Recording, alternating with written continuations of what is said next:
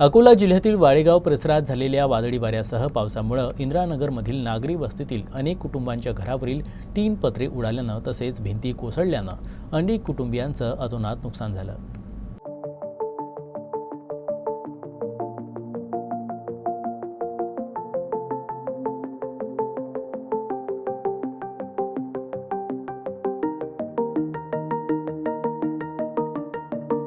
4 वाजता वारा उधाण आलेला होता.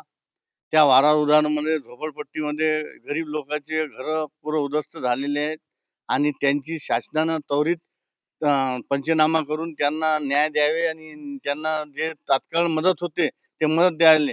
त्यांचा ते राशन वगैरे पूर्ण सत्यानाश झालेला आहे. हे पंखे वगैरे उलटे लाईन नाही, संडासचे भित्या पडलेल्या आहेत. तर आम्ही प्रशासनाला जागृत करत आहोत. आता सध्या 12 वाजून राहिले. कोणी आधी प्रशासनाचा माणूस आलेला नाही.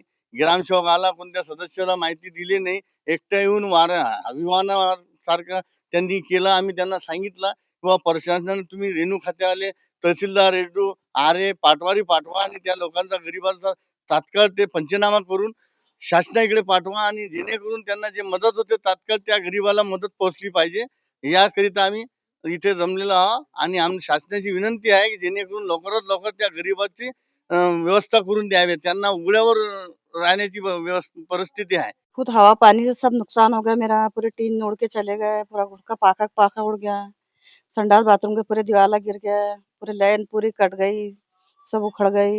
अकेली रही थी मैं यहाँ पे। ये सब हवा पानी से। कल हवा पानी बहुत थी, तूफान था, मैं अकेली रही थी यहाँ पे। कोई नहीं है। मेरे 2 बच्चों का पहले इंतकाल हो गया। किसका सहारा नहीं है, मेरे खुद में सहारा मैं। बहुत नुकसान हो गया मेरा, सारा क्या करूं मैं इसका इलाज।